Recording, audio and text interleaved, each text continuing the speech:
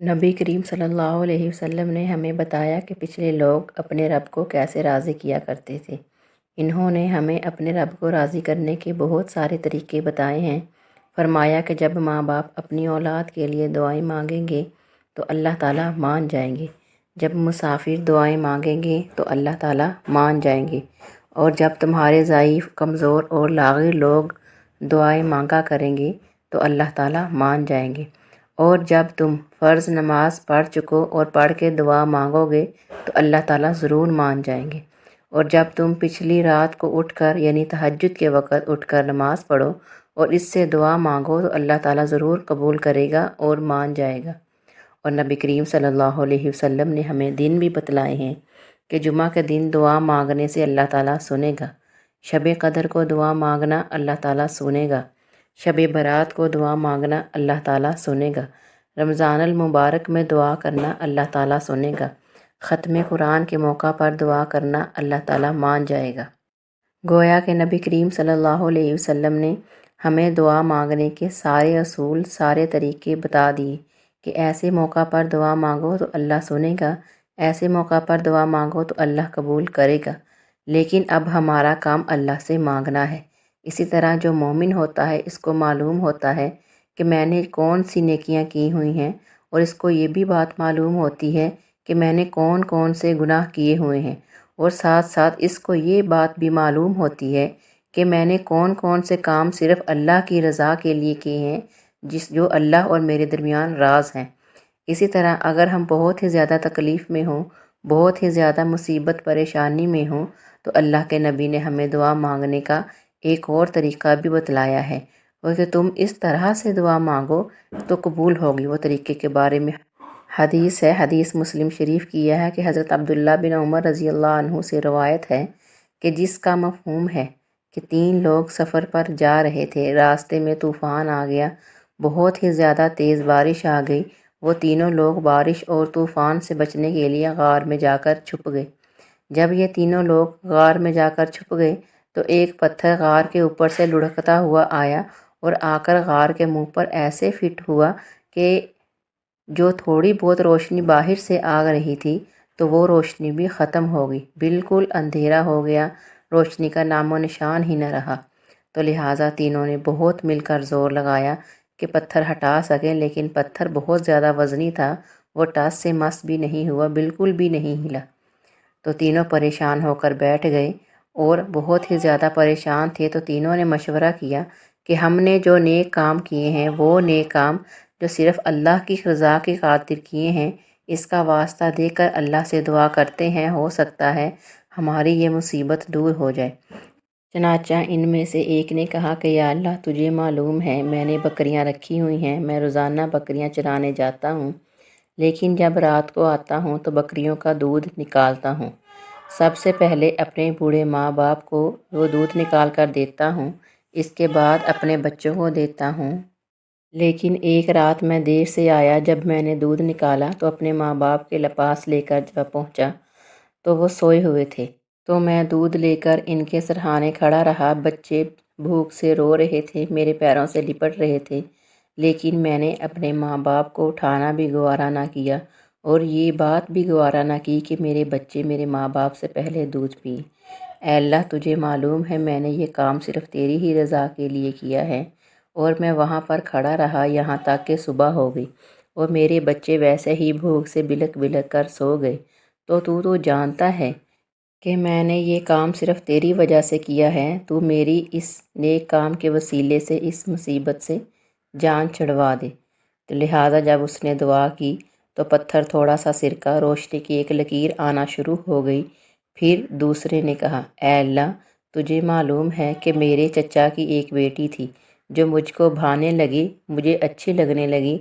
मैं इससे रग़बत करने लगा था और इसे हासिल करना चाहता था, लेकिन हासिल नहीं कर सकता। चनाचा मैं ख़ुद इसके पास गया। मैंने कहा, मैं तेरा तालिब हूँ। तो इसने कहा कि 100 दिनार लेकर आ, फिर मैं तुझे अपने आप पर कुदरत दूँगी। तो लिहाजा मैंने बड़ी ही मुशक्क़त और मेहनत से 100 दिनार इकट्ठे किए پھر ان 100 دیناروں کو جمع کر کے اکٹھے کر کے اس کے پاس لے گیا، لیکن جب میں غلط نیت سے اس کے پاس بیٹھا اور وہ میرے پاس آ گئی اور میں پوری طرح اس پر حاوی ہو گیا اور وہ میرے قبضہ میں آ گئی، تو اس عورت نے کہا اللہ سے ڈرو۔ تو میرے دل میں اے اللہ تیرا ڈر آ گیا اور میں تیری بارگاہ میں جواب کیا دوں گا؟ تو میں ڈر گیا اور وہاں سے اٹھ کر کھڑا ہو گیا۔ تو جانتا ہے میں نے یہ کام صرف تیری ہی رضا کے لیے کیا ہے اور میں نے وہ 100 دینار بھی چھوڑ دیے۔ میں تجھ سے اپنے اس نیک عمل کا واسطہ دے کر یہ دعا کرتا ہوں کہ ہمارا راستہ کھول دے اور اس پتھر کو دور ہٹا دے۔ چنانچہ اس کی دعا قبول ہوئی، پتھر تھوڑا سا مزید سرکا اور روشنی ہوئی اور روشنی کی اور زیادہ لکیر اندر آنے لگی۔ پھر اس کے بعد تیسرے نے دعا کی، یا اللہ میں کاروبار کیا کرتا تھا، ایک مزدور میرے پاس تھا جس کی اجرت کچھ چاول تھی، لیکن میں اجرت اس کو جب دینے لگا تو اس کو کسی بات پر مجھ سے ناراض ہو کر چلا گیا، اجرت نہیں دی اور وہ ویسے ہی چھوڑ کر چلا گیا، لیکن میں اس کو ڈھونڈتا رہا۔ جب وہ نہیں ملا تو میں نے وہ چاول جو اس کی اجرت کے طور پر میرے پاس موجود تھے اپنے کاروبار میں انویسٹ کر دیے اور کاروبار میں ترقی ہوئی کہ جس سے وہ کاروبار بہت ہی زیادہ پھیلا۔ میں نے بہت زیادہ مال مویشی لیے، وہ سارے کے سارے اس کے پیسوں کے تھے۔ تھوڑے سالوں بعد وہ شخص آیا اور مجھ سے اپنی اجرت مانگنے لگا، تو میں نے اس کی اجرت دی اور ساتھ ہی میں نے اس کو یہ کہا کہ یہ سارے مال اور مویشی ساتھ لے جاؤ۔ جب میں نے اس کو سب کچھ ساتھ لے جانے کو کہا تو اس نے کہا تو مجھ سے یہ بات کیوں کہہ رہے ہو کہ میں مال مویشی اپنے ساتھ لے جاؤں؟ تو میں یہ کیوں کر لے کر جاؤں گا؟ میں نے کہا یہ ساری اس چاولوں کی اجرت ہے جو میرے پاس تمہاری امانت تھے، میں نے اس کا کاروبار کیا، اللہ نے اس کاروبار میں برکت ڈالی، خدا کی قسم یہ سارے کا سارا مال اور مویشی اسی کاروبار سے ہیں، تم یہ سارے ہی لے جاؤ۔ چنانچہ وہ سارے مال اور مویشی لے گیا۔ اے اللہ میں نے یہ صرف تیری ہی رضا کے لیے کیا ہے اور تو یہ جانتا ہے کہ میری دعا کو سن لے اے اللہ، اور میرے اس نیک کام کے وسیلے سے اس پتھر کو ہٹا دے۔ چنانچہ اس کی دعا قبول ہوئی اور پتھر وہاں سے ہٹا اور راستہ مکمل صاف ہو گیا۔ تو تینوں نے نکل کر اپنی اپنی راہ لی۔ اس حدیث سے یہ بات معلوم ہوتی ہے کہ اگر انسان کسی مشکل اور مصیبت میں گرفتار ہو تو نیک کاموں کو وسیلہ بنا کر دعا مانگنے سے اللہ مان جاتا ہے۔ اس کے علاوہ اللہ کے نبی کریم صلی اللہ علیہ وسلم نے ایک اور بات بتلائی ہے کہ جب اللہ کے ہاں بہت ہی زیادہ عاجزی ہو، انکساری ہو، کہ جو انسان اللہ کے ہاں عاجزی انکساری اختیار کرتا ہے، گڑ گڑاتا ہے، اپنے آپ کو گرا کر فقیر بن کر دعا مانگتا ہے تو اللہ تعالیٰ ضرور سنتا ہے، ضرور قبول کرتا ہے۔ کہتے ہیں ایک نوجوان تھا جو دن کو بہت زیادہ روزے رکھا کرتا تھا اور رات کو نمازیں پڑھا کرتا تھا، بہت ہی زیادہ نیک تھا، اللہ سے بہت زیادہ ڈرا کرتا تھا، لیکن جب اس کی موت کا وقت آیا تو اپنی ماں سے کہنے لگا، ماں تو میرے ساتھ 3 وعدے کر۔ ماں نے کہا، بیٹا کون سا وعدہ ہے؟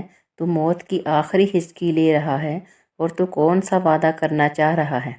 تو بیٹے نے کہا کہ اماں جب میں مر جاؤں تو ایک رسی لے لینا اور رسی سے میری گردن باندھ کر مجھے صحن میں گھمانا اور اعلان کرنا کہ یہ اللہ کا نافرمان تھا، جو اللہ کی نافرمانی کرتا ہے اس کا یہی انجام ہوتا ہے۔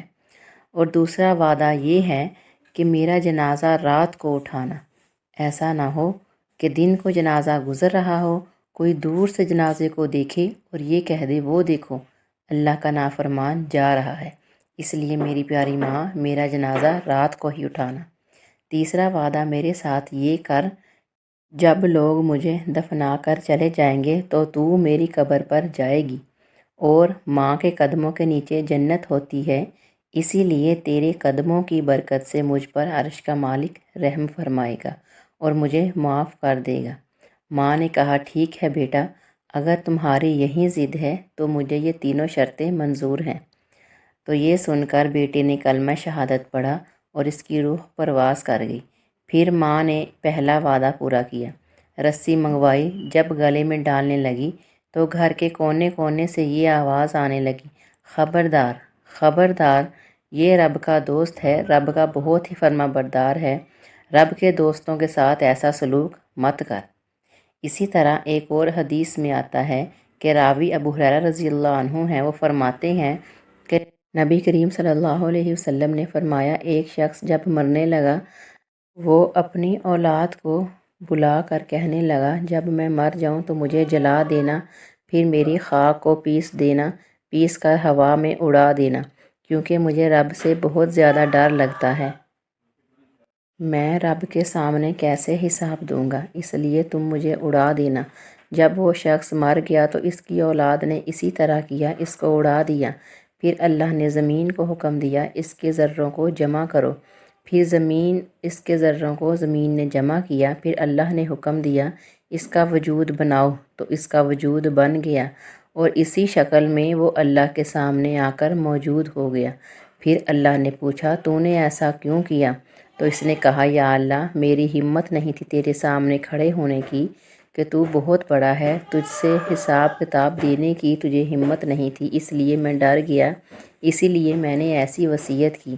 تو اللہ نے فرمایا، جا، میں نے تجھے معاف کیا، لیکن اگر دعا پھر بھی قبول نہ ہو تو کمزور، ضعیف، بیماروں، محتاجوں کا واسطہ ذکر اللہ سے دعا کی جائے، اللہ تعالیٰ ضرور مان لیتا ہے، ضرور قبول کرتا ہے۔